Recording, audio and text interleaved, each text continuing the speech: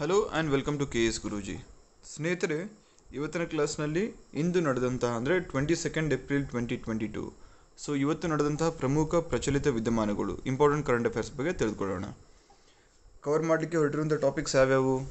African swine fever ಅಂದರೆ ಹಂದಿ ಜ್ವರ ಎಲ್ಲಿ ಕಂಡುಬಂತು? ಇತ್ತೀಚೆಗೆ ಮಿಜೋರಾಂ ಮತ್ತು ತ್ರಿಪುರಲ್ಲಿ ಹೆಚ್ಚಾಗಿ ಕಂಡುಬರ್ತಾ ಇದೆ. ಆದ ಕಾರಣ ತ್ರಿಪುರಾ ಸ್ಟೇಟ್ ಗೌರ್ಮೆಂಟು 100ಕ್ಕೂ ಹೆಚ್ಚು ಹಂದಿಗಳ ಮಾರಣ ಹೋಮವನ್ನು ಇತ್ತೀಚೆಗೆ ಮಾಡಬೇಕಾದಂಥ ಪರಿಸ್ಥಿತಿ ಬಂದು ಒದಗಿತ್ತು.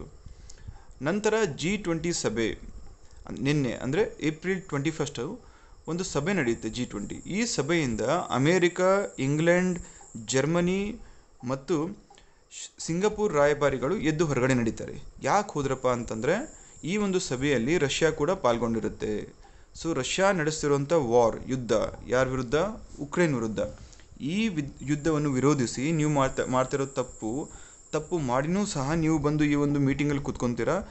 ಈ ಒಂದು ಸಂಸ್ಥೆ G20 ಸಂಸ್ಥೆ ಇದೆ, ಇದರ ಶೋಭೆಗೆ ಧಕ್ಕೆ ತರುವಂಥ ಕೆಲಸ. ಹಾಗಾಗಿ ನಾವು ಈ ಮೀಟಿಂಗಲ್ಲಿ ಪಾರ್ಟಿಸಿಪೇಟ್ ಮಾಡಲ್ಲ ಅಂತ ಅಮೇರಿಕ ಒಂದು ನಿರ್ಧಾರ ತೆಗೆದುಕೊಂಡು ಹೊರಗಡೆ ನಡೀತಾರೆ ಅದರ ರಾಯಭಾರಿಗಳು. ನಂತರ ನಾಸಾ ಮತ್ತು ಇಸ್ರೋ ಜಾಯಿಂಟ್ಲಿ ಒಂದು ಮಿಷನ್, ಒಂದು ನಿಸಾರ್ ಅನ್ನೋ ಒಂದು ಉಪಗ್ರಹವನ್ನು ಉಡಾವಣೆ ಮಾಡಲಿಕ್ಕೆ ಹೊರಟಿದ್ದಾರೆ. ಆ ಡೇಟ್ನ ಇತ್ತೀಚೆಗೆ ಡಿಸೈಡ್ ಮಾಡಿದ್ದಾರೆ. ಅವರು ಹೇಳಿರೋ ಪ್ರಕಾರ ಮೇ 2023 ನಾವು ಈ ಒಂದು ಮಿಷನ್ನ ಲಾಂಚ್ ಮಾಡ್ತೀವಿ, ಅಂದರೆ ಈ ಒಂದು ಉಪಗ್ರಹದ ಉಡಾವಣೆ ಮಾಡ್ತೀವಿ ಅಂತ ಹೇಳಿದ್ದಾರೆ. ನಂತರ ಜುಪಿಟರ್ದ ಮೂನ್ ಆದ ಯುರೋಪ, ಇಲ್ಲಿ ಸರ್ಫೇಸ್ ಮೇಲೆ ಆಗಲೇ ಐಸ್ ಕವರ್ಡ್ ಇದೆ, ಕೆಳಗಡೆಯೂ ಸಹ ಒಂದು ನೀರಿನ ಹರಿವು ಇದೆ ಅಂತ ಇತ್ತೀಚೆಗೆ ಒಂದು ರಿಸರ್ಚ್ ಫೈಂಡಿಂಗ್ ಹೇಳುತ್ತೆ. ನಂತರ IPPB Indian post payments bank, ಇದು ಒಂದು ಫಿನ್ಕ್ಲುವೇಷನ್ ಅಂತ ಒಂದು ಕ್ಯಾಂಪೇನ್ ಅಥವಾ ಒಂದು ಮಿಷನ್ ಲಾಂಚ್ ಮಾಡಿದೆ. ಇದ್ರ ಬಗ್ಗೆ ತಿಳಿದುಕೊಳ್ಳೋಣ. ನಂತರ ತಮಗೆಲ್ಲ ಗೊತ್ತಿರುವಂತಹ ನಾಗರಿಕ ಸೇವೆಗಳ ದಿನ ಏಪ್ರಿಲ್ 21 ಆಚರಿಸ್ತೇವೆ. ಅದ್ರ ಬಗ್ಗೆ ತಿಳಿದುಕೊಂಡು ಇವತ್ತಿನ today's speciality what is it? Earth day, ಭೂದಿನ, ವಿಶ್ವ ಭೂದಿನ ಅಂತ ಕರಿತೀವಿ. ಅದನ್ನು ಅಕ್ರಾಸ್ ವರ್ಲ್ಡ್ ಸೆಲೆಬ್ರೇಟ್ ಮಾಡ್ತಾ ಇದ್ದೀವಿ. ಇಷ್ಟರ ಬಗ್ಗೆ ಇವತ್ತಿನ ಕ್ಲಾಸ್ನಲ್ಲಿ ನಾವು ಡಿಸ್ಕಸ್ ಮಾಡಬೇಕಾಗುತ್ತೆ. ಬಟ್ ಅದಕ್ಕಿಂತ ಮುಂಚೆ ನೀವು ನಮ್ಮ ಪ್ಲ್ಯಾಟ್ಫಾರ್ಮ್ಗೆ ಮೊದಲನೇ ಬಾರಿಗೆ ವಿಸಿಟ್ ಮಾಡ್ತಾ ಇದ್ದರೆ ದಯವಿಟ್ಟು ಯೂಟ್ಯೂಬ್ ಚಾನಲ್ನ ಮೊದಲು ಸಬ್ಸ್ಕ್ರೈಬ್ ಮಾಡ್ಕೊಳ್ಳಿ. ತದನಂತರ ನಮ್ಮದು ಒಂದು ಪ್ಲ್ಯಾಟ್ಫಾರ್ಮ್ ಇದೆ, ಪೋರ್ಟಲ್ ಇದೆ, www.kesguruji.com. ಇಲ್ಲಿ ನಮ್ಮ ತಂಡದಿಂದ ಪ್ರತಿದಿನ ಹಲವು ಅಪ್ಡೇಟ್ಸ್ ಬರ್ತಾ ಇರುತ್ತೆ. ಯಾವ್ಯಾವ ಅಪ್ಡೇಟ್ಸ್ ಅಂದರೆ, ಮೊದಲನೇದಾಗಿ importantly current affairs both in Kannada as well as English. ಎರಡು ಭಾಷೆಗಳಲ್ಲೂ ಸಹ ಕರೆಂಟ್ ಅಫೇರ್ಸ್ ಬರುತ್ತೆ. ಇದು ನಿಮಗೆ UPSC ಆಗಿರ್ಬೋದು, KPSC ಯಾವುದೇ ಎಕ್ಸಾಮ್ ಆಗಿರ್ಬೋದು, KPTCL, PSI, FD, SDA, any competitive ಎಕ್ಸಾಮ್ಗೆ ಬೇಕಾಗಿರುವಂಥ ಇಂಪಾರ್ಟೆಂಟ್ ಕರೆಂಟ್ ಅಫೇರ್ಸ್ ಮಟೀರಿಯಲ್ ಇಲ್ಲಿ ರೆಗ್ಯುಲರ್ಲಿ ಅಪ್ಡೇಟ್ ಮಾಡ್ತೀವಿ.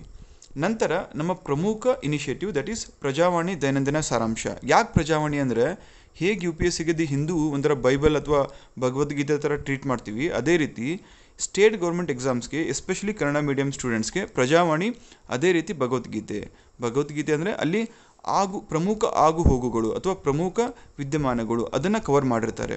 ಬಟ್ ಅಷ್ಟೇ ಸಾಕಾಗಲ್ಲ, ಅದಕ್ಕೆ ಒಂದು ಬ್ಯಾಕ್ಗ್ರೌಂಡ್ ಇನ್ಫಾರ್ಮೇಷನ್ನ ಆತ್ಮ ತುಂಬಿ ಅದನ್ನು ನಿಮ್ಮ ಪರೀಕ್ಷೆಗೆ ಯಾವ ರೀತಿ ಅನುಕೂಲ ಆಗುತ್ತೆ ಅಂತ ತಿಳಿದುಕೊಂಡು ಆ ರೀತಿ ಪ್ರೆಸೆಂಟ್ ಮಾಡಿ ಒಂದು ಸಮರಿ ಮಾಡಿ ನಿಮಗೆ ನಾವು ರೆಗ್ಯುಲರ್ಲಿ ಕೊಡ್ತಾ ಇರ್ತೀವಿ. ನಂತರ ಡೈಲಿ ಕ್ವಿಜ್ ಇರುತ್ತೆ, both in English as well as Kannada. ನಂತರ ಆನ್ಸರ್ ರೈಟಿಂಗ್ ಪ್ರಾಕ್ಟೀಸ್ ಇರುತ್ತೆ. ಈ ಥರ ಹಲವಾರು ಇನಿಷಿಯೇಟಿವ್ಸು ನಮ್ಮ ವೇದಿಕೆಯಿಂದ ನಿರಂತರವಾಗಿ ಫ್ರೀಯಾಗಿ ಅಭ್ಯರ್ಥಿಗಳಿಗೆ ಸಿಗ್ತಾ ಹೋಗುತ್ತೆ. ಅದ್ರ ಜೊತೆಗೆ ನಮ್ಮ ಟೆಲಿಗ್ರಾಮ್ ಚಾನಲ್ ಕೂಡ ಜಾಯ್ನ್ ಆಗಿ. ಯಾಕೆಂದರೆ ನಮ್ಮ ವೆಬ್ಸೈಟಲ್ಲಿ ಏನಾಗುತ್ತೆ, ಯೂಟ್ಯೂಬಲ್ಲಿ ಏನಾಗುತ್ತೆ, ಯಾವ ಕೋರ್ಸ್ ಅನೌನ್ಸ್ ಮಾಡಿದ್ವಿ, ಯಾವ ಹೊಸ ಇನಿಷಿಯೇಟಿವ್ ಲಾಂಚ್ ಮಾಡಿದ್ವಿ, ಅದನ್ನು ಹೇಗೆ ಬೆನಿಫಿಟ್ ತೊಗೋಬೇಕು, ಈ ಥರ ಹಲವು ಇನ್ಫಾರ್ಮೇಷನ್ ನಿಮಗೆ ನಮ್ಮ ಟೆಲಿಗ್ರಾಮ್ ಜಾಯ್ನ್ ಆದರೆ ರೆಗ್ಯುಲರ್ ಅಪ್ಡೇಟ್ಸ್ಗಳ ಮುಖಾಂತರ ಸಿಗುತ್ತೆ. ಅದರ ಸದುಪಯೋಗ ಎಲ್ಲರೂ ಪಡೆದುಕೊಳ್ಬೇಕು. ನಂತರ ನಾವು ಪ್ರತಿದಿನ ಮಾಡುವಂಥ ಕರೆಂಟ್ ಅಫೇರ್ಸ್ ಕ್ಲಾಸಸ್ಗೆ ಬೇಸಿಸ್ ಆಗಿ 10 ನ್ಯೂಸ್ ಪೇಪರ್ನ ತೊಗೋತೀವಿ. 10 ನ್ಯೂಸ್ ಪೇಪರಿಂದ 2 ಆರ್ಟಿಕಲ್ ತೊಗೊಂಡು 20 ನ್ಯೂಸ್ ಆರ್ಟಿಕಲು 30 ನ್ಯೂಸ್ ಆರ್ಟಿಕಲ್ ಕೊಡಲ್ಲ. ನಿಮಗೆ ಯಾವುದೇ ಒಂದು ಪ್ರಮುಖ ವಿದ್ಯಮಾನ ಅಥವಾ ಕರೆಂಟ್ ಅಫೇರ್ ಇದ್ದರೆ ಅದು ಕಾಮನ್ ಆಗಿ ಎಲ್ಲ ನ್ಯೂಸ್ ಪೇಪರಲ್ಲಿ ಕವರ್ ಆಗಿರುತ್ತೆ. ಎಲ್ಲೋ ಒಂದು ಯಾವುದೋ ಮಿಸ್ ಆಗಿರೋ ಆರ್ಟಿಕಲ್ನ ಮಿಕ್ಕಿರುವಂಥ ನ್ಯೂಸ್ ಪೇಪರಿಂದ ತೊಗೋತೀವಿ. ಮೇನ್ ಗೌರ್ಮೆಂಟ್ ಇನಿಷಿಯೇಟಿವ್ಸ್ ಆಗಿರಲಿ ಅಥವಾ ಹೊಸ ಸ್ಕೀಮ್ಸ್ ಆಗಿರಲಿ, ಯೋಜನೆಗಳಾಗಿರಲಿ ಎಲ್ಲಿ ಅನೌನ್ಸ್ ಆಗುತ್ತೆ ಅಂದರೆ ಪ್ರೆಸ್ ಇನ್ಫಾರ್ಮೇಷನ್ ಬ್ಯೂರೋ ಇಲ್ಲಿರುತ್ತೆ. ಇದಾದ ನಂತರ important national international current affairs, economic current affairs the Hindu ಮತ್ತು ಎಕನಾಮಿಕ್ ಟೈಮ್ಸಿಂದ ಸಿಗುತ್ತೆ. ಅದಾದಮೇಲೆ ಡಿಸ್ಕ್ರಿಪ್ಟಿವ್ ಆರ್ಟಿಕಲ್ಸ್, ಡೆಪ್ತ್ ಆರ್ಟಿಕಲ್ಸ್ ನಮಗೆ ಇಂಡಿಯನ್ ಎಕ್ಸ್ಪ್ರೆಸ್ಸಲ್ಲಿ ಸಿಗುತ್ತೆ. ಇದರ ಜೊತೆಗೆ ಪ್ರಜಾವಾಣಿ, ವಿಜಯ ಕರ್ನಾಟಕ ಹಾಗೂ ಡೌನ್ ಟು ಅರ್ತ್ ಈ ಥರ ಹಲವಾರು ಪ್ರಮುಖ ದಿನಪತ್ರಿಕೆಗಳಿಂದ ನಮಗೆ ಎಕ್ಸಾಮಿನೇಷನ್ ಪಾಯಿಂಟ್ ಆಫ್ ವ್ಯೂವಿಂದ ಏನು ಇಂಪಾರ್ಟೆಂಟೋ ಅದನ್ನು ತೆಗೆದುಕೊಂಡು ಇಲ್ಲಿ ಸಮರೈಸ್ ಮಾಡಿ ತಮ್ಮ ಮುಂದೆ ಇಡುವಂಥ ಪ್ರಯತ್ನ ಮಾಡ್ತೀವಿ. ಇನ್ನು ಮೊದಲನೇ ಆರ್ಟಿಕಲ್ ಯಾವುದು ಅಂದರೆ ಆಫ್ರಿಕನ್ ಸ್ವೈನ್ ಫೀವರ್, ಆಫ್ರಿಕನ್ ಹಂದಿ ಜ್ವರ. 1920ರಲ್ಲಿ ಮೊಟ್ಟ ಮೊದಲ ಬಾರಿಗೆ ಆಫ್ರಿಕಾದಲ್ಲಿ ಈ ಒಂದು ಹಂದಿ ಜ್ವರ ಕಾಣಿಸ್ಕೊಳ್ಳುತ್ತೆ. ಸೊ ಅವಾಗಿನಿಂದ ಇದನ್ನು ಆಫ್ರಿಕನ್ ಹಂದಿ ಜ್ವರ ಅಥವಾ ಆಫ್ರಿಕನ್ ಸ್ವೈನ್ ಫೀವರ್ ಅಂತ ನಾಮಕರಣ ಮಾಡಿ ಕರಿತಾ ಹೋಗ್ತಾರೆ. ಸೊ ಇದು ಇತ್ತೀಚೆಗೆ ಅಂದರೆ ಏಪ್ರಿಲ್ ಮತ್ತು ಮಾರ್ಚ್ 2022 ಮತ್ತು ಏಪ್ರಿಲ್ 2022ರಲ್ಲಿ ನಮ್ಮ ನಾರ್ತ್ ಈಸ್ಟರ್ನ್ ಸ್ಟೇಟ್ಸ್ ಆದಂತಹ ಮಿಜೋರಾಂ ಮತ್ತು ತ್ರಿಪುರಾ ಅಲ್ಲಿ ಹೆಚ್ಚಾಗಿ ಕಂಡುಬರ್ತಾ ಇದೆ. ಅದರಲ್ಲೂ ಸಹ ಈ ಒಂದು ವಾರದಲ್ಲಿ ತ್ರಿಪುರಾಲಿ ಎಷ್ಟು ಜಾಸ್ತಿ ಆಗಿತ್ತು ಅಂದರೆ ಯಾರು ಹಂದಿ ಸಾಕಣೆ ಮಾಡಿರ್ತಾರಲ್ಲ ಅವರಿಗೆಲ್ಲ ಗೌರ್ಮೆಂಟ್ ಸ್ಟ್ರಿಕ್ಟಾಗಿ ಆರ್ಡ್ರ್ ಕೊಟ್ಟು ತಮ್ಮಂತರ ಇರುವಂಥ ವೆಟರ್ನರಿ ಡಾಕ್ಟರ್ಸ್ನ ಕಳಿಸ್ಕೊಟ್ಟು ಮಾಸ್ ಕಲ್ಲಿಂಗ್ ಅಂತ ಕರಿತೀವಿ, ಸಾಮೂಹಿಕ ಹತ್ಯಾಕಾಂಡ, ಒಂದು ಮಾರಣ ಹೋಮ ಮಾಡ್ತಾರೆ. ಹಂದಿಗಳನ್ನ ಎಲ್ಲ ಕೊಂದು ಒಂದೊಂದು ಕಡೆ ಗುಡ್ಡೆ ಹಾಕಿ ಮುಚ್ಚಿಬಿಡ್ತಾರೆ. ಸೊ ಇದರ ಅವಶ್ಯಕತೆ ಏನಕ್ಕಿದೆ ಅಂದರೆ ಈ ಒಂದು ಹಂದಿ ಜ್ವರ ಅಂತ ಏನು ಕರಿತೀವಲ್ಲ ಇದು ಹೈಲಿ ಕಂಟೇಜಿಯಸ್ ಅಂದರೆ ಸಾಂಕ್ರಾಮಿಕ, ಒಂದು ಹಂದಿಯಿಂದ ಮತ್ತೊಂದು ಹಂದಿಗೆ ಬಹಳ ಈಸಿಯಾಗಿ ಬೇಗ ಸ್ಪ್ರೆಡ್ ಆಗುತ್ತೆ. ಸೊ ಇದನ್ನು ಮಾರಣಾಂತಿಕ ಕಾಯಿಲೆ ಅಂತ ಕರೀತಾರೆ. ಯಾಕೆ ಮಾರಣಾಂತಿಕ ಕಾಯಿಲೆ ಅಂತ ಕರೀತಾರೆ ಅಂದರೆ ಇದಕ್ಕೆ ಔಷಧಿ ಇಲ್ಲ, ವ್ಯಾಕ್ಸಿನ್ ಇಲ್ಲ. ಸೊ ಇದು ಬಂದರೆ ಹಂದಿ ಸಾಯೋದಂತೂ ಗ್ಯಾರಂಟಿ, 100% ಡೆತ್ ರೇಟ್ ಇರುತ್ತೆ. ಸೊ ಹಾಗಾಗಿ ಕೊಲ್ಲದೆ ಬೇರೆ ಒಂದು ಆಪ್ಷನ್ ಇಲ್ಲವೇ ಇಲ್ಲ ಗೌರ್ಮೆಂಟ್ಗಾಗಲಿ ಅಥವಾ ಹಂದಿ ಸಾಕಣೆ ಮಾಡಿದವ್ರಿಗಾಗಲಿ. ಸೊ ಹಾಗಾಗಿ ಹಂದಿ ಜ್ವರ ಕಾಣಿಸ್ಕೊಂತು ಅಂತ ಗೊತ್ತಾದ ತಕ್ಷಣವೇ ಮಾರಣಹೋಮ ಮಾಡಲಿಕ್ಕೆ ಸ್ಟೇಟ್ ಗೌರ್ಮೆಂಟ್ ರೆಡಿ ಆಗಿಬಿಡುತ್ತೆ. ಸೊ ಇದರ ಸಿಂಪ್ಟಮ್ ಏನಂದರೆ ತೀವ್ರವಾದ ರಕ್ತಸ್ರಾವದ ಜ್ವರ. ಇದು ಇದರ ಮೇನ್ ಸಿಂಪ್ಟಮ್ ಯಾವುದ್ರದ್ದು, ಆಫ್ರಿಕನ್ ಸ್ವೈನ್ ಫೀವರ್ ಅಥವಾ ಹಂದಿ ಜ್ವರದ್ದು. ಸೊ ಇದನ್ನು 1920ರಲ್ಲಿ ಎಲ್ಲಿ ಮೊದಲನೇ ಬಾರಿಗೆ ಪತ್ತೆ ಹಚ್ಚಲಾಗುತ್ತೆ, ಆಫ್ರಿಕಾದಲ್ಲಿ. 100% ಅಷ್ಟು ಸಾವಿನ ಪ್ರಮಾಣ ಇಲ್ಲಿರುತ್ತೆ, ಅಂದರೆ 100% ಡೆತ್ ರೇಟ್. ಇದಾದಮೇಲೆ ಇದಕ್ಕೆ ಇರುವಂಥ ಒಂದೇ ಒಂದು ಸೊಲ್ಯೂಷನ್ ಅಂದರೆ ಸಾಮೂಹಿಕವಾಗಿ ಪ್ರಾಣಿಗಳನ್ನು ಕೊಲ್ಲುವುದು, ಅಂದರೆ ಕಲ್ಲಿಂಗ್. ಬಟ್ ಒಂದು ಅಡ್ವಾಂಟೇಜ್ ಅಥವಾ ಒಂದು ನಿಟ್ಟುಸಿರು ಬಿಡುವಂಥ ಸಂಗತಿ ಏನಂದರೆ ಇದರಿಂದ ಈ ಒಂದು ಜ್ವರದಿಂದ ಇಲ್ಲಿವರೆಗೂ ಯಾವುದೇ ಮನುಷ್ಯನಿಗೆ ಎಫೆಕ್ಟ್ ಆಗಲ್ಲ, ಸೊ ಮುಂದೆನೂ ಎಫೆಕ್ಟ್ ಆಗಲ್ಲ ಅಂತ ನಮ್ಮ ರಿಸರ್ಚರ್ಸ್ ಹೇಳ್ತಾರೆ. ಸೊ ಇದು ಒಂದು ಸಂತಸದ ಸುದ್ದಿ. ಸೊ ಇದು ಏನಿದ್ರೂ ಪ್ರಾಣಿಗಳಿಂದ ಪ್ರಾಣಿಗಳಿಗೆ ಹರಡುವಂಥ ರೋಗ. ಸೊ ಮನುಷ್ಯರಿಗೆ ಯಾವುದೇ ಕಾರಣಕ್ಕೂ ಹರಡಲ್ಲ, ನೆನಪಲ್ಲಿಟ್ಕೋಬೇಕು. ಬಟ್ ಪ್ರಾಬ್ಲಮ್ ಏನಂದರೆ ಈ ಒಂದು ಜ್ವರ ಬಂದಾಗ ಈ ಹಂದಿ ಸಾಕಣೆ ಅಥವಾ ಹಂದಿ ಸಾಗಾಣಿಕೆ ಯಾರು ಮಾಡ್ತಾ ಇರ್ತಾರಲ್ಲ, ಎಸ್ಪೆಷಲಿ ನಾರ್ತ್ ಈಸ್ಟರ್ನಲ್ಲಿ ಇದು ತುಂಬ ಜಾಸ್ತಿನೇ ಇದೆ. ಹೀಗೆ ಕುರಿ ಸಾಗಣೆ ನಮ್ಮ ಕರ್ನಾಟಕದಲ್ಲಿದೆ, ಅದೇ ರೀತಿ ಹಂದಿ ಸಾಗಾಣಿಕೆ ಅಲ್ಲಿ ಜಾಸ್ತಿ ಇದೆ. ಸೊ ಅಂತಹ ಒಂದು ರೈತರಿಗೆ, ಸ್ಮಾಲ್ ಫಾರ್ಮರ್ಸ್ಗೆ ಅಥವಾ ಹಂದಿ ಸಾಕಾಣಿಕೆ ಮಾಡೋರಿಗೆ ತುಂಬ ಎಫೆಕ್ಟ್ ಆಗುತ್ತೆ. ಸೊ ಸಾಮೂಹಿಕವಾಗಿ ಸಾಯಿಸಿದಾಗ 100-150 ಹಂದಿಗಳನ್ನ ಕೊಲ್ತಾರೆ. ಕೊಲ್ಲುವಾಗ ಸರ್ಕಾರ ಏನು ಹೇಳುತ್ತೆ, ನೀವು ಸಾಯಿಸ್ಬಿಡಿ, ನಿಮಗೆ ಏನು ಕಾಂಪೆನ್ಸೇಷನ್ ಬೇಕು ನಾವು ಕೊಡ್ತೀವಿ ಅಂತ ಹೇಳ್ತಾರೆ. ಬಟ್ ಅವರ ಮೇನು ಜೀವನದ ಒಂದು ಇನ್ಕಮ್ ಏನಿರುತ್ತೆ ಅಥವಾ ಉತ್ಪನ್ನ ಏನಿರುತ್ತೆ ಇದರಿಂದನೇ ಬರ್ತಾ ಇರುತ್ತೆ. ಸೊ ಸಾಯಿಸಿದ ಮೇಲೆ ಅವ್ರಿಗೆ ಏನೂ ಮಾಡೋಕ್ಕೆ ಕೆಲಸ ಇರಲ್ಲ. ಹೊಸ ಹಂದಿಗಳನ್ನು ಕೊಂಡ್ಕೋಬೇಕಂದ್ರೆ ದುಡ್ಡಿರಲ್ಲ. ಗೌರ್ಮೆಂಟ್ ದುಡ್ಡು ಕೊಡ್ತೀನಿ ಅಂತ ಹೇಳಿದ್ರೂ ಆ ಪ್ರೊಸೆಸ್ ಹಿಂಡ್ರೆನ್ಸಸ್ ಏನಿರುತ್ತಲ್ಲ, ರೆಡ್ ಟೇಪಿಸಮ್ ಅಂತ ಏನು ಕರಿತೀವಿ, 1 ತಿಂಗಳು 2 ತಿಂಗಳು 3 ತಿಂಗಳು ಆ ಡಾಕ್ಯುಮೆಂಟ್ ತೊಗೊಂಬ ಈ ಡಾಕ್ಯುಮೆಂಟ್ ತೊಗೊಂಬ, ಇದರಲ್ಲೇ ಕಾಲಹರಣ ಆಗೋಗ್ಬಿಡುತ್ತೆ. ಸೊ ಹಾಗಾಗಿ ಮಿಡಲ್ ಲೆವೆಲು ಮತ್ತು ಸ್ಮಾಲ್ ಫಾರ್ಮರ್ಸ್, ಸೊ ಈ ರೈತರಿಗೆ ತುಂಬ ಎಫೆಕ್ಟ್ ಆಗುತ್ತೆ. ಇನ್ಫ್ಯಾಕ್ಟ್ ಈ ನಾರ್ತ್ ಈಸ್ಟರ್ನ್ ಸ್ಟೇಟ್ಸಲ್ಲಿ, ಇದು ಎಸ್ಪೆಷಲಿ ತ್ರಿಪುರಾ ಅಲ್ಲಿ 40% ಆಫ್ ಫಾರ್ಮರ್ಸ್ ಇದ್ರ ಮೇಲೆ ಡಿಪೆಂಡ್ ಆಗಿದ್ದಾರೆ ಅಂತ ಒಂದು ವರದಿ ಹೇಳುತ್ತೆ. ಅದಲ್ಲದೆ ಇದು ಇತ್ತೀಚೆಗೆ ಮಾರ್ಚ್ ಏಪ್ರಿಲಲ್ಲಿ ಬಂದಿದ್ದಲ್ಲ, 2020 ಮೇಯಿಂದನೇ ಒಂದು ಹಂದಿ ಜ್ವರ ಈ ವ್ಯಾಪಕವಾಗಿ ಈ ನಾರ್ತ್ ಈಸ್ಟರ್ನ್ ಸ್ಟೇಟ್ಸಲ್ಲಿ ಕಾಣಿಸ್ಕೊಳ್ತಾ ಇತ್ತು. ಬರೋದು ಹೋಗೋದು, ಕೋವಿಡ್ ಥರನೇ ಇದು ಬರುತ್ತೆ ಹೋಗುತ್ತೆ. ಸೊ ಈ ಥರ ಆಗ್ತಾಯಿತ್ತು. ಬಟ್ ಅವಾಗಿವಾಗೊಮ್ಮೆ ಜಾಸ್ತಿಯಾಗಿ ಆಗುತ್ತೆ. ಬಟ್ ಈಗ ಏಪ್ರಿಲ್ ಮತ್ತು ಮೇಯಲ್ಲಿ ಅತಿ ಹೆಚ್ಚಾಗಿ ಕಂಡುಬಂದಿದೆ. ಸೊ ಒಂದು ವರದಿ ಹೇಳೋ ಪ್ರಕಾರ ಮೇ 2018ರಿಂದ ಇಲ್ಲಿವರೆಗೂ ಏಪ್ರಿಲ್ 2022ವರೆಗೂ ಸುಮಾರು 60% ಅಷ್ಟು ಹಂದಿ ಪಾಪ್ಯುಲೇಷನ್ನ ಈ ಒಂದು ರೋಗ ಕಮ್ಮಿ ಮಾಡಿದೆ ಅಂತ ಹೇಳ್ತಾರೆ. So direct blame is on African swine fever. So ಹಾಗಾಗಿ ಇದ್ರ ಬಗ್ಗೆ ಒಂದು ಕಳವಳ ಅಥವಾ ಕಾಳಜಿ ಅಲ್ಲಿನ ರೈತರು ಎಕ್ಸ್ಪ್ರೆಸ್ ಮಾಡ್ತಾ ಇದ್ದಾರೆ. ನಂತರ G20 ಸಭೆ ಏನಾಯಿತು, ಏಪ್ರಿಲ್ 21ರಂದು G20 ಸಭೆ ನಡೀತಾ ಇತ್ತು, ವರ್ಚುವಲ್ ಸಭೆ. ಅಲ್ಲಿ ರಷ್ಯಾ ಕೂಡ ಪಾರ್ಟಿಸಿಪೆಂಟ್, G20 ಮೆಂಬರ್ಸಲ್ಲಿ ರಷ್ಯಾ ಕೂಡ ಇದೆ. ಸೊ ಹಾಗಾಗಿ ಸ್ವಾಭಾವಿಕವಾಗಿ ಅದು ಒಂದು ಪಾರ್ಟಿಸಿಪೆಂಟ್ ಆಗಿ ಆ ಒಂದು ಮೀಟಿಂಗಲ್ಲಿ ಅಟೆಂಡ್ ಆಗಿತ್ತು. ಬಟ್ ಇದನ್ನು ಅಫೆನ್ಸಿವ್ ಆಗಿ ತೆಗೆದುಕೊಂಡು ಅಮೇರಿಕಾ, ಇಂಗ್ಲೆಂಡ್ ಮತ್ತು ಇನ್ನಿತರ ಕಂಟ್ರಿಗಳು directly walked away out of the meeting. So ಅಮೇರಿಕದ ರಾಯಭಾರಿ, ಇಂಗ್ಲೆಂಡ್ ರಾಯಭಾರಿ, ಸಿಂಗಪೂರ್ ರಾಯಭಾರಿ ಮತ್ತು ಜರ್ಮನಿ ರಾಯಭಾರಿ ರಷ್ಯಾ ಬಂದಿದ್ದನ್ನು ನೋಡಿ ಇರುಸು ಮುರುಸು ಮಾಡಿಕೊಂಡು ಸಿಟ್ಟು ಮಾಡಿಕೊಂಡು ನಾವು ಮೀಟಿಂಗ್ ಇಲ್ಲಿಗೆ ಬಿಟ್ಟು ಅರ್ಧಕ್ಕೆ ನಿಲ್ಲಿಸಿ ಹೋಗ್ತಾ ಇದ್ದೀವಿ ಅಂತ ಹೇಳಿದ್ರು. ಇದಕ್ಕೆ ರೀಸನ್ ಏನಂದರೆ ರಷ್ಯಾ ತಮ್ಗೆ ಗೊತ್ತಿರೋಂಗೆ 50 ದಿನಗಳಿಂದ ಒಂದು ಉಕ್ರೇನ್ ಮೇಲೆ ಯುದ್ಧ ನಡೆಸ್ತಾ ಇದೆ, ಯುದ್ಧ ಸಾರಿದೆ. ಸೊ ಸಾವಿರಾರು ಜನರನ್ನ ಸಾಯಿಸಿದೆ, ಸೈನಿಕರಾಗಿರ್ಬೋದು, ಅಮಾಯಕ ಜನರಾಗಿರ್ಬೋದು. ಸೊ ಒಂಥರ ಮಾರಣ ಹೋಮನೇ ಮಾಡ್ತಾ ಇದೆ, ವಾರ್ ಕ್ರೈಮ್ ಅಂತ ಕರಿತೀವಿ. ಸೊ ಅದನ್ನು ಸಹ ಮಾಡ್ತಾ ಇದೆ. ಇಷ್ಟೆಲ್ಲ ಮಾಡಿದ್ರೂ ತಾನೇನು ತಪ್ಪೇ ಮಾಡಿಲ್ಲ ಅಂತ ಸಾಧಿಸ್ತಾ ಇದೆ. ಸೊ ಹಾಗಾಗಿ ಇಷ್ಟೆಲ್ಲ ತಪ್ಪು ಮಾಡಿನೂ ಸಹ ತಾನು ತಪ್ಪು ಮಾಡಿಲ್ಲ ಅಂತ ವಾದಿಸ್ಕೊಂಡು ಈ ಒಂದು ಮೀಟಿಂಗ್ ಅಟೆಂಡ್ ಆಗಿದ್ದಕ್ಕೆ US ಇರಿಸುಮುರುಸಾಗಿ ಈ ಒಂದು ಮೀಟಿಂಗಿಂದ ಅದರ ರಾಯಭಾರಿಗಳು ಎದ್ದು ಹೊರಗಡೆ ನಡೀತಾರೆ. ಸೊ ಇಷ್ಟು ಕಾಂಟೆಕ್ಸ್ಟ್ ಇದೆ, ಇಷ್ಟು ಆಗಿದ್ದು. ಹಾಗಾದರೆ ಈ ಒಂದು ಕಾಂಟೆಕ್ಸ್ಟಲ್ಲಿ ನಮಗೆ G20 ತಿಳ್ಕೊಳ್ಬೇಕು. ಎಕ್ಸಾಮಲ್ಲಿ G20ಇಂದ ಏನು ಕೇಳ್ಬೋದು, ಯಾವಾಗ ಶುರು ಮಾಡಿದ್ರು, ಇದ್ರ ಮೆಂಬರ್ಸ್ ಯಾರು, ಇದ್ರದ್ದು ಸಿಗ್ನಿಫಿಕೆನ್ಸ್ ಅಂದರೆ ಯಾವ್ಯಾವ ರಾಷ್ಟ್ರಗಳು ಇದರಲ್ಲಿದ್ದಾವೆ, ಸೊ ಓವರಾಲ್ GDP ಎಷ್ಟಾಗುತ್ತೆ, ನಮ್ಮ ಜಗತ್ತಿನ GDP ಎಷ್ಟು ಪರ್ಸೆಂಟೇಜ್ ಈ ಒಂದು G20ಇಂದ ಸಿಗುತ್ತೆ. ಸೊ ಇಷ್ಟು ಒಂದು ಬೇಸಿಕ್ ಅಂಶಗಳು ತಮಗೆ ಗೊತ್ತಿರಬೇಕಾಗುತ್ತೆ. ಸೊ G20ನ ನಾವು ವಿಶ್ವದ ಅತಿ ದೊಡ್ಡ ಮತ್ತು ವೇಗವಾಗಿ ಬೆಳೆಯುತ್ತಿರುವ ಆರ್ಥಿಕತೆಯನ್ನು ಹೊಂದಿರುವ ದೇಶಗಳ ನಾಯಕರ ಗುಂಪಾಗಿದೆ ಅಂತ ಕರಿತೀವಿ. ಅಂದರೆ countries with the largest and fastest growing economies. So overall ಇದರ ಸಿಗ್ನಿಫಿಕೆನ್ಸ್ ನೋಡೋದಾದರೆ ನಮ್ಮ ಜಗತ್ತಿನ ಶೇಕಡ 85% GDP ಈ ಒಂದು G20 20 ದೇಶಗಳಿಂದ ಬರುತ್ತೆ. ಅಂದರೆ ದೇಶದಲ್ಲಿರೋ 195ಕ್ಕೂ ಹೆಚ್ಚು ದೇಶಗಳ GDP ಹೋಲಿಸಿದಾಗ ಅದರಲ್ಲಿ 85% ಈ ಒಂದು 20 ದೇಶಗಳು ಕೊಡ್ತವೆ. ಅದರ ಜೊತೆಗೆ ವಿಶ್ವದ ಜನಸಂಖ್ಯೆಯ 2/3 ಅಂದರೆ 2/3 ಆಫ್ ಟೋಟಲ್ ವರ್ಲ್ಡ್ಸ್ ಪಾಪ್ಯುಲೇಷನ್, ಆ ಒಂದು ಪಾಪ್ಯುಲೇಷನ್ ಈ 20 ದೇಶಗಳಲ್ಲಿ ಇರ್ತವೆ. 85% GDP ಜೊತೆಗೆ 2/3 ಪಾಪ್ಯುಲೇಷನ್ ಅಂದರೆ ನಮ್ಮದು 7 ಬಿಲಿಯನ್ ಪಾಪ್ಯುಲೇಷನ್ ಏನಿದೆ, 700 ಕೋಟಿ, ಅದರಲ್ಲಿ ಹೆಚ್ಚು ಕಮ್ಮಿ 500 ಕೋಟಿ ಈ ಒಂದು 20 ದೇಶಗಳಲ್ಲಿ ಇದೆ. ಸೊ ಹಾಗಾಗಿ ಈ ಒಂದು 20 ದೇಶಗಳ ಪ್ರೆಸೆನ್ಸು ಅಥವಾ ಒಂದು ಮೀಟಿಂಗು ಅಥವಾ ಒಂದು ಕೋಆರ್ಡಿನೇಷನ್ನು ಇಡೀ ಜಗತ್ತಿಗೆ ಬೇಕಾಗುತ್ತೆ, ಅವಶ್ಯಕತೆ ಇದೆ. ಸೊ ಇಲ್ಲಿ ಏನಾದರೂ ಈ 20 ದೇಶಗಳಲ್ಲಿ ಏನಾದರೂ ಆದರೆ ಎಕನಾಮಿಕಲಿ ಆಗಿರ್ಬೋದು, ಮಿಲಿಟ್ರಿ ವೈಸ್ ಆಗಿರ್ಬೋದು, ಅಥವಾ ಹೆಲ್ತ್ ವೈಸ್ ಆಗಿರ್ಬೋದು, ಇನ್ನು ಯಾವುದೇ ರೀತಿಯಲ್ಲಿ ಆಗಿರ್ಬೋದು, ಇಡೀ ಜಗತ್ತಿಗೆ ಒಂದು ಮಾರಣಾಂತಿಕ ಆಗ್ಬೋದು ಅಂತ ಭಾವಿಸಿ ಈ ಒಂದು ಗ್ರೂಪ್ನ ಶುರು ಮಾಡಿರ್ತಾರೆ. ಸೊ ಇದನ್ನು ನಾವು ಫಾರ್ಮಲಾಗಿ ಏನಂತ ಕರಿತೀವಿ, it is summit on financial markets and the world economy. So ಜನರಲ್ಲಾಗಿ ಕರೆಯೋದು G20, group of 20 Nations. But ಇದನ್ನು ಫಾರ್ಮಲಾಗಿ ಒಂದು ಹೆಸರು ಇಡ್ತೀವಲ್ವ, G20 ನಿಕ್ ನೇಮ್ ಇದ್ದಂಗೆ. ಸರ್ಟಿಫಿಕೇಟ್ಲಿ ಇರೋ ಹೆಸರೇನು, summit on financial markets and the world economy. ಕನ್ನಡದಲ್ಲಿ ಹೇಳೋದಾದರೆ ಹಣಕಾಸು ಮಾರುಕಟ್ಟೆಗಳು ಮತ್ತು ಜಾಗತಿಕ ಆರ್ಥಿಕತೆಯ ಶೃಂಗಸಭೆ.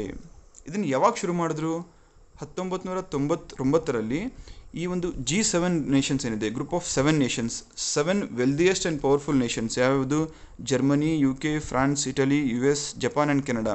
ಈ ಒಂದು 7 ದೇಶಗಳು ಒಟ್ಟಾಗಿ ನಾವು ಜಗತ್ತಿನ ಆರ್ಥಿಕತೆ ನೋಡೋದಾದರೆ, ಜಗತ್ತಿನ ಸೆಕ್ಯೂರಿಟಿ ನೋಡೋದಾದರೆ ಈ ಗ್ರೂಪ್ನ ಎನ್ಹಾನ್ಸ್ ಮಾಡಬೇಕು, ಇನ್ನೊಂದು ಹೊಸ ಗುಂಪು ಕಟ್ಟಬೇಕು ಅಂತ ಡಿಸೈಡ್ ಮಾಡಿ ಈ G20 ಗ್ರೂಪ್ನ ಶುರು ಮಾಡ್ತಾರೆ. ಯಾವಾಗ, 1999ರಲ್ಲಿ.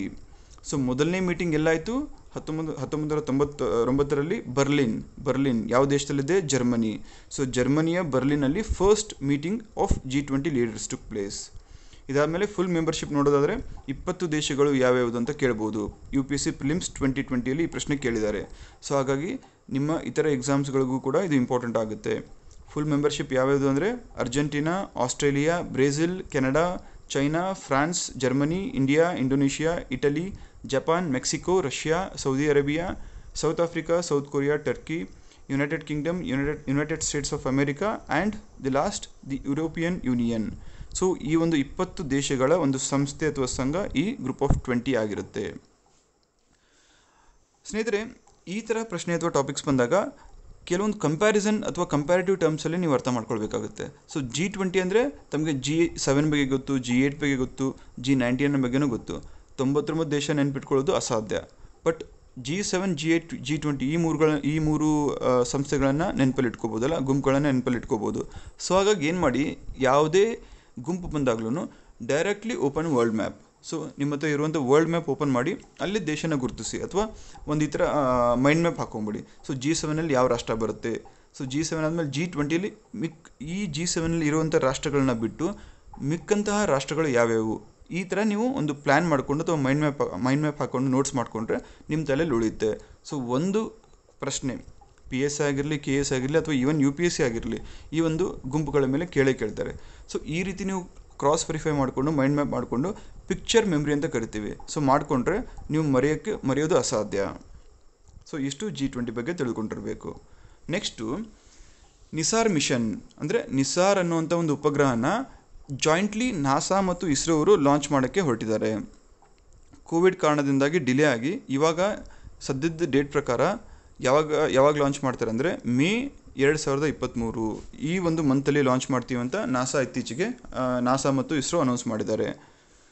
ಸೊ ಏನಪ್ಪ ಇದು ನಿಸಾರ್ ಅಂದರೆ, ನಿಸಾರ್ ಒಂದು ಫುಲ್ ಫಾರ್ಮ್. ನಿಸಾರ್ ಅಂದರೆ ಎನ್ ಅಂದರೆ ನಾಸಾ, ಐ ಅಂದರೆ ಇಸ್ರೋ, ಎಸ್ ಅಂದರೆ ಸಿಂಥೆಟಿಕ್, ಎ ಅಂದರೆ ಎಪರ್ಚರ್, ಆರ್ ಅಂದರೆ ರೇಡಾರ್. ಸೊ ನಿಸಾರ್ ನೆನ್ಪಿಟ್ಕೊಳ್ಳಿ. ನಿಸಾರ್ ಮಿಷನ್ ಯಾರು ಲಾಂಚ್ ಮಾಡಿದ್ದು ಅಂತ ಕೇಳಿದ್ರೆ ಬೋತ್ ನಾಸಾ ಆ್ಯಂಡ್ ಇಸ್ರೋ ಹೆಸರಲ್ಲೇ ಇರುತ್ತೆ. ನಿಸಾರ್ ಅಂದರೆ NASA and ISRO, synthetic aperture radar ಅಂದರೆ ಎಪರ್ಚರ್ ಸಿಂಥೆಟಿಕ್ ಎಪರ್ಚರ್ ರೇಡಾರ್ ಅಂದರೆ ಕನ್ನಡದಲ್ಲಿ ಸಂಶ್ಲೇಷಿತ ದ್ಯುತಿರಂಧ್ರ ಅಂತ ಕರೀತಾರೆ. ಸೊ ಏನಕ್ಕಂದರೆ it is for scientific study of earth, ನಮ್ಮ ಭೂಮಿಯ ಒಂದು ಮೇಲ್ಮೈ ಭಾಗವನ್ನು ಅಧ್ಯಯನ ಮಾಡಲು ಈ ಒಂದು ಮಿಷನ್ ಆಬ್ಜೆಕ್ಟಿವ್ ಇಟ್ಕೊಂಡಿರುತ್ತೆ. 2023ರಲ್ಲಿ ಬೋತ್ ನಾಸಾ ಆ್ಯಂಡ್ ಇಸ್ರೋ ಟುಗೆದರ್ಲಿ they'll be launching this mission. So NISAR ಅನ್ನೋ ಒಂದು ಉಪಗ್ರಹ. ಸೊ ಇದರ ಮುಖ್ಯ ಉದ್ದೇಶ ಏನಂದರೆ ಈ ಉಪಗ್ರಹವು ನಮ್ಮ ಭೂಮಿಯ ಮೇಲಿನ ಅಪಾಯಗಳು ಮತ್ತು ಜಾಗತಿಕ ಪರಿಸರ ಬದಲಾವಣೆ, ಕ್ಲೈಮೇಟ್ ಚೇಂಜ್, ಇದರ ಅಧ್ಯಯನಕ್ಕಾಗಿ ಈ ಒಂದು ಉಪಗ್ರಹನ ಉಡಾವಣೆ ಮಾಡ್ತಾರೆ. ಇದರ ಜೊತೆಗೆ ಹವಾಮಾನ ಬದಲಾವಣೆಯ ಪರಿಣಾಮಗಳು ಮತ್ತು ವೇಗವನ್ನು, ವಿಂಡ್ ಸ್ಪೀಡ್ ಆಗಿರಲಿ ಅಥವಾ ಹವಾಮಾನದ ಬದಲಾವಣೆಯ ವೇಗವನ್ನು ಇದನ್ನು ಚೆನ್ನಾಗಿ ಅರ್ಥ ಮಾಡಿಕೊಳ್ಳಲು ಈ ಒಂದು ಮಿಷನ್ನ ಲಾಂಚ್ ಮಾಡ್ತಾರೆ ಅಂತ ಆಬ್ಜೆಕ್ಟಿವ್ಸಲ್ಲಿ ಹೇಳಿದ್ದಾರೆ. ಸೊ ಈ ಒಂದು ಉಪಗ್ರಹ ಲಾಂಚ್ ಆದಮೇಲೆ 3 ವರ್ಷ ಕಾರ್ಯಾಚರಣೆಯಲ್ಲಿ ಇರುತ್ತೆ. ಅಂದರೆ ಸಪೋಸ್ 2023ರಲ್ಲಿ ಲಾಂಚ್ ಮಾಡಿದ್ರೆ 24, 25, 26 2026ವರೆಗೂ ಇದೊಂದು ಆಪ್ರೇಷನಲ್ಲಿ ಇರುತ್ತೆ. ಸೊ ಅಂಥ ಒಂದು ಸಂದರ್ಭದಲ್ಲಿ ಈ 3 ವರ್ಷದಲ್ಲಿ ಪ್ರತಿ 12 ದಿನಗಳಿಗೊಮ್ಮೆ ಇಡೀ ಭೂಮಂಡಲವನ್ನು ಸುತ್ತಿ ಒಂದು ಮ್ಯಾಪ್ ಮಾಡುತ್ತೆ. ಈ ಮ್ಯಾಪ್ ಎಷ್ಟು ಸ್ಟ್ರಾಂಗ್ ಇರುತ್ತಂದರೆ ನಮ್ಮ ಭೂಮಿಯ ಒಂದೊಂದು ಇಂಚು ಸಹ, ಸಪೋಸ್ ಮೇಲ್ಗಡೆ ಈ ಒಂದು ಉಪಗ್ರಹ ಇರುತ್ತೆ ಅಂದ್ಕೊಳ್ಳಿ, 12 ದಿನಕ್ಕೊಂದ್ಸಲಿ ಒಂದು ಸರ್ವೆ ಮಾಡಿರುತ್ತೆ. ಆ ಸರ್ವೆ ಅಥವಾ ಇಮೇಜ್ನ ನೀವು ಝೂಮ್ ಇನ್ ಮಾಡಿದ್ರೆ ಬೆಂಗಳೂರಲ್ಲಿ ಯಾವ ಬೀದಿಯಲ್ಲಿ ಇರುತ್ತಲ್ಲ ಆ ಬೀದಿಯಲ್ಲಿ ಒಂದೊಂದು ಇಂಚಗಲದಷ್ಟು ಜಾಗವನ್ನು ಝೂಮ್ ಇನ್ ಮಾಡಿ ನೋಡ್ಕೋಬೋದು. ಅಷ್ಟು ಪವರ್ಫುಲ್ ಒಂದು ಕ್ಯಾಮ್ರಾ ಈ ಒಂದು ಉಪಗ್ರಹದ ಮೇಲೆ ಇರುತ್ತೆ. ಹಾಗಾಗಿ ಇದನ್ನು ಅಪರ್ಚರ್ ರೇಡಾರ್ ಟೆಕ್ನಿಕ್ ಅಂತ ಕರೀತಾರೆ, synthetic aperture radar technique. So ಆ ಥರ ಸಿಗ್ನಿಫಿಕೆನ್ಸ್ ಹೊಂದಿರುವಂಥ ಇದೊಂದು ಮಿಷನ್ನು. ಇಲ್ಲಿವರೆಗೆ ನಾಸಾ ಮತ್ತು ಇಸ್ರೋ ಜಾಯಿಂಟ್ ಮಾಡಿದಂಥ ಅತ್ಯಂತ ಬಿಗ್ಗೆಸ್ಟ್ ಆ್ಯಂಟೆನಾ ಅಥವಾ ಲಾರ್ಜೆಸ್ಟ್ ಆ್ಯಂಟೆನಾ ಹೊಂದಿರುವಂಥ ಇದೊಂದು ಮಿಷನ್ ಆಗಿರುತ್ತೆ. ಯಾವುದು? NASA ISRO NISAR mission. Once again I will repeat, NISAR ಅಂದರೆ NASA ISRO synthetic aperture radar.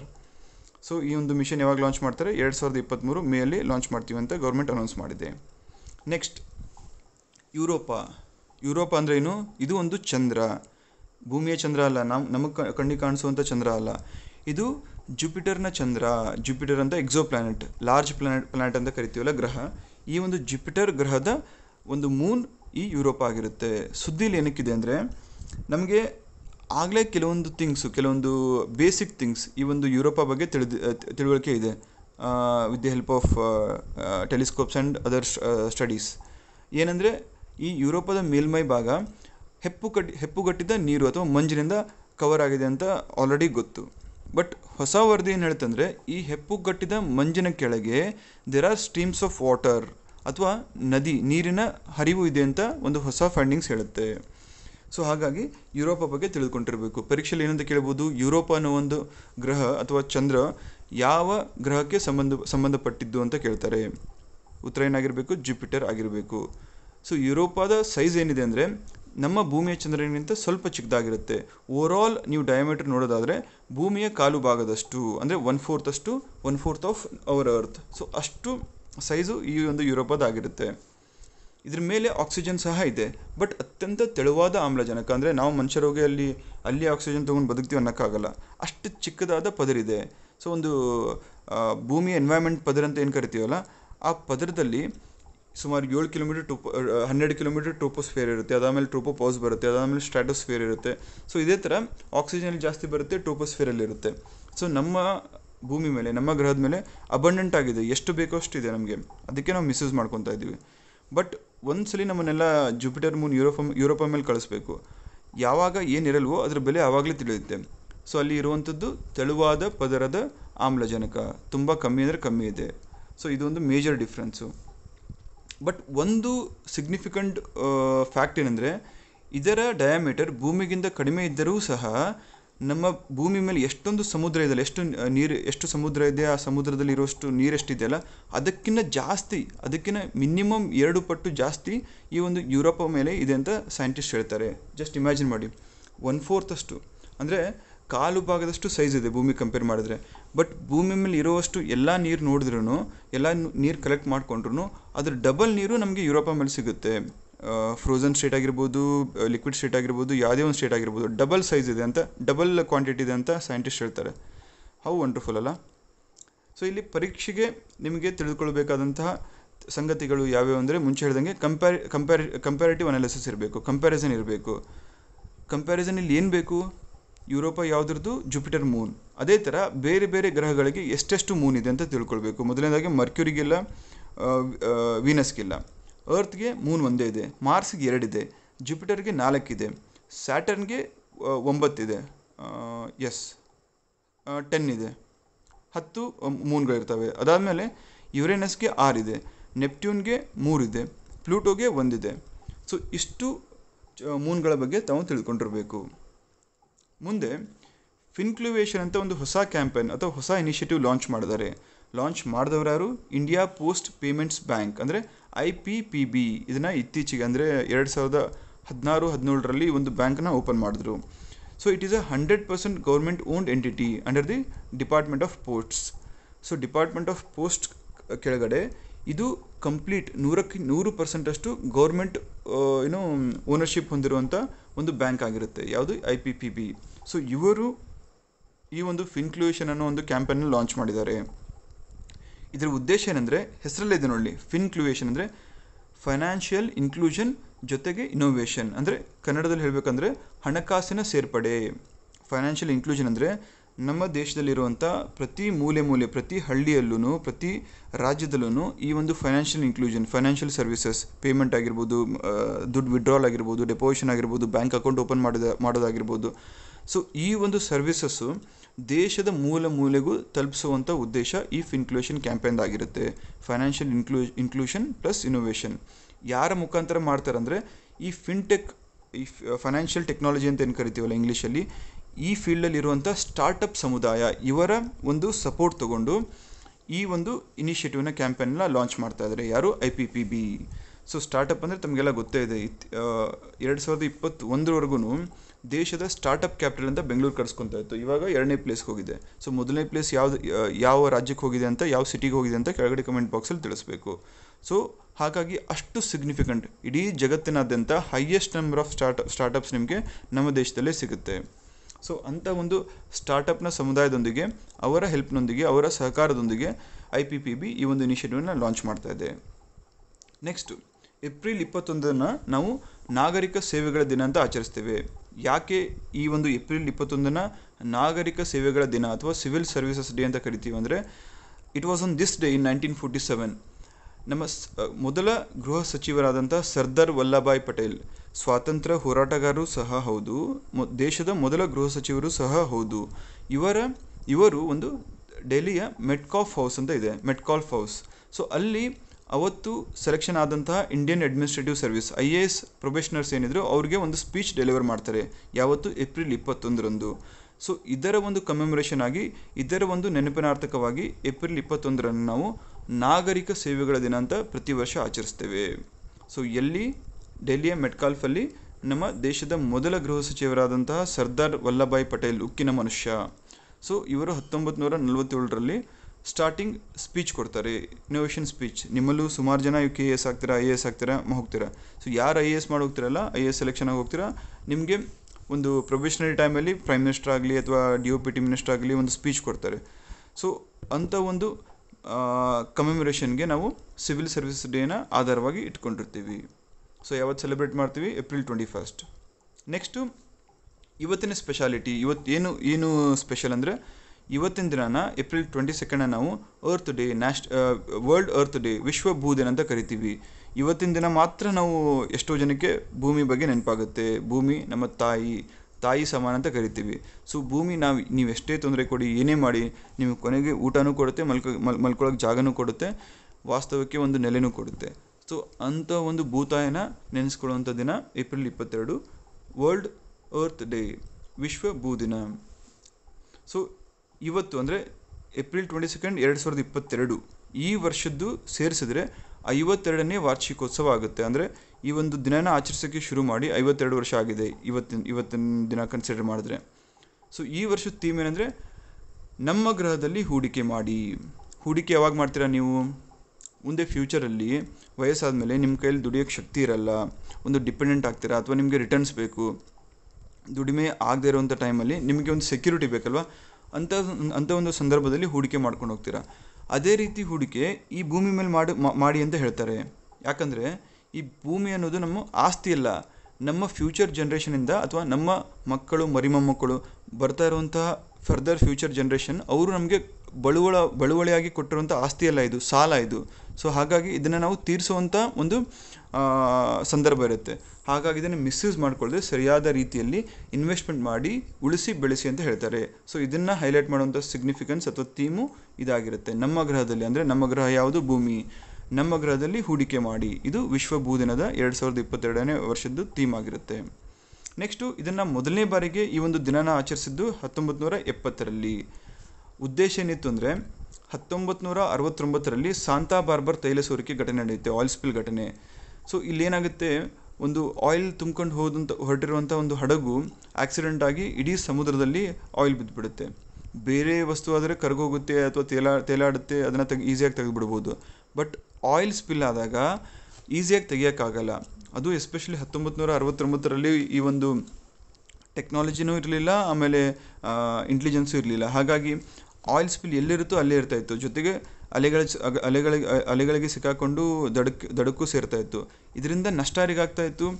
ಅಲ್ಲಿ ಇರುವಂಥ ಸಸ್ಯ ಸಂಕುಲ ಮತ್ತು ಪ್ರಾಣಿ ಸಂಕುಲ, ಎಷ್ಟೋ ಮೀನುಗಳಿಗೆ ಪಕ್ಷಿಗಳಿಗೆ ತೊಂದರೆ ಆಗ್ತಾಯಿತ್ತು. ಸೊ ಅವರ ಒಂದು ಮಾರಣಹೋಮ ಆಗ್ತಾಯಿತ್ತು. ಸೊ ಇದನ್ನು ನೆನೆಸ್ಕೊಂಡು, ಇದನ್ನು ನೆನಪಲ್ಲಿ ಇಟ್ಕೊಂಡು, ಇದ್ರ ಜೊತೆಗೆ ಹೊಂಜು ಅಂತ ಏನು ಕರಿತೀವಿ, ಸ್ಮಾಗ್ ಅಂತ ಕರಿತೀವಲ್ಲ, ಪ್ರತಿ ವರ್ಷ ಡೆಲ್ಲಿಲಿ ನೋಡೋಕ್ಕೆ ನಮ್ಗೆ ಸಿಗುತ್ತೆ ನವಂಬರ್ ಡಿಸೆಂಬರ್ ಟೈಮಲ್ಲಿ. ಸೊ ಈ ಹೊಂಜು ಅಂದರೆ ಹೊಗೆ ಪ್ಲಸ್ ಮಂಜು ಎಷ್ಟೊತ್ತಿಗಾಗಲೇ 1969, 70ಗಾಗಲೇ ನಮ್ಮ ಭೂಮಿನ ಯಾಕೆ ನಾವು ಕಾಳಜಿ ಮಾಡಬೇಕು, ಪರಿಸರ ಕಾಳಜಿ ಏನಕ್ಕೆ ಮಾಡಬೇಕು ಅಂತ ಸ್ಲೋ ಆಗಿ ಅವೇರ್ನೆಸ್ ಬರೋಕ್ಕೆ ಶುರು ಆಗಿತ್ತು. ಸೊ ಈ ಎರಡು ಪ್ರಮುಖ ಘಟನೆ, ಒಂದು ಹೊಂಜು ಮತ್ತು ಸಾಂತಾ ಬಾರ್ಬರಾ ತೈಲ ಸೋರಿಕೆ ಘಟನೆ, ಇದು ಇನ್ನೂ ಉತ್ತೇಜಿಸಿ ಒಂದು ಇದಕ್ಕೆ ದಿನ ಅಂತ ಮಾಡೋಣ, ಈ ದಿನ ಅಟ್ಲೀಸ್ಟ್ ನಮಗೆ ಅವೇರ್ನೆಸ್ ಕ್ರಿಯೇಟ್ ಆಗಲಿ. ಸೊ ಇದರಿಂದಾದರೂ ನಾವು ನಮ್ಮ ಭೂಮಿನ ನಾವು ಉಳಿಸ್ಕೊಂಡು ಹೋಗ್ತೀವಿ ಅಂತ ಡಿಸೈಡ್ ಮಾಡಿ ಅಂದಿನ ಎಕ್ಸ್ಪರ್ಟ್ಸ್ ಅಥವಾ ದೇಶಗಳು ಏನು ಮಾಡ್ತಾರೆ, ಏಪ್ರಿಲ್ 22ನ ಅರ್ತ್ ಡೇ ಅಂತ ಡಿಕ್ಲೇರ್ ಮಾಡ್ತಾರೆ. 2009ರಲ್ಲಿ ಇದನ್ನು ವಿಶ್ವಸಂಸ್ಥೆ ಅಂತಾರಾಷ್ಟ್ರೀಯ ಭೂತಾಯಿಯ ದಿನ, ಇಂಟರ್ನ್ಯಾಷನಲ್ ಮದರ್ ಅರ್ತ್ ಡೇ ಅಂತ ಗುರುತಿಸುತ್ತೆ. ಸೊ ವಿಶ್ವಸಂಸ್ಥೆನೇ ಗುರುತಿಸಿದೆ ಏನಂತ, ಬರೀ ಭೂಮಿಯಲ್ಲ, ಇದು ಭೂತಾಯಿ ಅಂದರೆ ಬರೀ ಅರ್ತ್ ಅಲ್ಲ, ಮದರ್ ಅರ್ತ್ ಅಂತ ಕರೀತಾರೆ. ಆ ಒಂದು ಸಿಗ್ನಿಫಿಕೆನ್ಸ್ ಅಥವಾ ಇಂಪಾರ್ಟೆನ್ಸ್ ನಮ್ಮ ಭೂಮಿಗೆ ವಿಶ್ವಸಂಸ್ಥೆನೇ ಕೊಡ್ತಾ ಇದೆ. ಸೊ ಹಾಗಾಗಿ ನೀವು ಸಹ ಎಷ್ಟಾಗುತ್ತೋ ಅಷ್ಟು ಗಿಡ ಬೆಳೆಸಿ, ನಾಡು ಉಳಿಸಿ, ಆಮೇಲೆ ಭೂಮಿಗೆ ರೆಸ್ಪೆಕ್ಟ್ ಕೊಡಿ, ಮರ್ಯಾದೆ ಕೊಡಿ. ಸೊ ಅದನ್ನು, ಯಾಕಂದರೆ ಅದನ್ನು ನಿಮ್ಮ ತಾಯಿ ತಂದೆ ಬಿಟ್ಟರೆ ಈ ಭೂಮಿನೇ ನಮ್ಮನ್ನು ಸಾಕಿ ಸಲುತ್ತಾ ಇರೋದು. ಸೊ ಹಾಗಾಗಿ ಎಷ್ಟಾಗುತ್ತೋ ಅಷ್ಟು ಭೂತಾಯಿನ ಆದಷ್ಟು ಆರೈಕೆ ಮಾಡಿ. ಸೊ ಈಗ ಪ್ರಸ್ತುತ ಭೂದಿನವನ್ನು ಜಾಗತಿಕವಾಗಿ ನಾನ್ ಪ್ರಾಫಿಟ್ ಆರ್ಗನೈಸೇಷನ್ ಆದ ORG ಒಂದು ಸಂಸ್ಥೆ ಇದೆ, ನಾನ್ ಪ್ರಾಫಿಟ್ ಆರ್ಗನೈಸೇಷನ್. ಇದು ಸಂಯೋಜಿಸುತ್ತೆ ಅಥವಾ ಆರ್ಗನೈಸ್ ಮಾಡುತ್ತೆ. ಎಲ್ಲದಕ್ಕಿಂತ ಇಂಪಾರ್ಟೆಂಟ್ ಥಿಂಗ್ ಏನು ಗೊತ್ತಾ, ಪ್ಯಾರಿಸ್ ಅಗ್ರಿಮೆಂಟ್ ಬಗ್ಗೆ ತಮಗೆಲ್ಲ ತಿಳಿದಿರುತ್ತೆ. ಸೊ 2016ರಲ್ಲಿ ಸೈನ್ ಮಾಡಿದ್ರು ಪ್ಯಾರಿಸ್ ಅಗ್ರಿಮೆಂಟ್. ಇದನ್ನು ಸೈನ್ ಮಾಡಿದಂಥ ದಿನ ಯಾವುದು ಅಂದರೆ ಇದೇ ಏಪ್ರಿಲ್ 22. ಸೊ ಈ ಒಂದು ಅರ್ತ್ ಡೇ ದಿನ ಅಥವಾ ಭೂದಿನದಂದೇ ಈ ಒಂದು ಪ್ಯಾರಿಸ್ ಒಪ್ಪಂದಕ್ಕೆ ಸಹಿ ಮಾಡಲಾಗುತ್ತೆ ಏಪ್ರಿಲ್ 22. ಸೊ ಇಷ್ಟು ಅರ್ತ್ ಡೇ ಬಗ್ಗೆ ತಿಳಿದುಕೊಂಡಿರಬೇಕು. ಸೊ ಇಷ್ಟಾಗಿತ್ತು ಸ್ನೇಹಿತರೆ ಇವತ್ತಿನ ಕರೆಂಟ್ ಅಫೇರ್ಸ್. ಎಲ್ಲ ಓದಿ ನೋಟ್ಸ್ ಮಾಡಿಕೊಂಡು ನೀವು ಪದೇ ಪದೇ ರಿವಿಷನ್ ಮಾಡ್ಕೋಬೇಕು. ಯಾರಿಗೆ ನೋಟ್ಸ್ ಮಾಡ್ಕೊಳ್ಳೋಕ್ಕಾಗಲ್ವೋ ನಮ್ಮ ಟೆಲಿಗ್ರಾಮ್ ಚಾನಲಲ್ಲಿ ಇಮಿಡಿಯೇಟಾಗಿ ಈ ಒಂದು PDF ಅಥವಾ PPTನ ಅಪ್ಲೋಡ್ ಮಾಡಿರ್ತೀವಿ. ಸೊ ಇವತ್ತಿನ ಡೇಟ್ ಹಾಕಿ ಅಟ್ಲೀಸ್ಟ್ ಅದನ್ನಾದರೂ ಡೌನ್ಲೋಡ್ ಮಾಡಿಕೊಂಡು ಸೇವ್ ಮಾಡ್ಕೊಂಡೋಗಿ ಕ್ವಿಕ್ಕಾಗಿ ವಾರಕ್ಕೊಂದ್ಸಲ ಆದರೂ ರಿವಿಷನ್ ಮಾಡ್ಕೊಂಡು ಟಾಪಿಕ್ಸ್ ಒಂದು ಕಡೆ ಬರ್ಕೊಂಬಿಡಿ. ಸೊ ಎಕ್ಸಾಮ್ ಹತ್ರ ಬಂದಾಗ ನಿಮಗೆ ಟೆನ್ಷನ್ ಆಗಲ್ಲ, ಸ್ಟ್ರೆಸ್ ಆಗಲ್ಲ, ಈಸಿಯಾಗಿ ರಿವಿಷನ್ ಮಾಡ್ಕೋಬೋದು. ರಿವಿಷನ್ ಮಾಡಿರ್ತಾರೆ. ಸೊ ಇದ್ರ ಮೇಲೆ ಯಾವುದೇ ರೀತಿಯಾದಂಥ ಪ್ರಶ್ನೆ ಕೇಳಿದ್ರು you will be able to answer. So that's it for today. Thank you so much.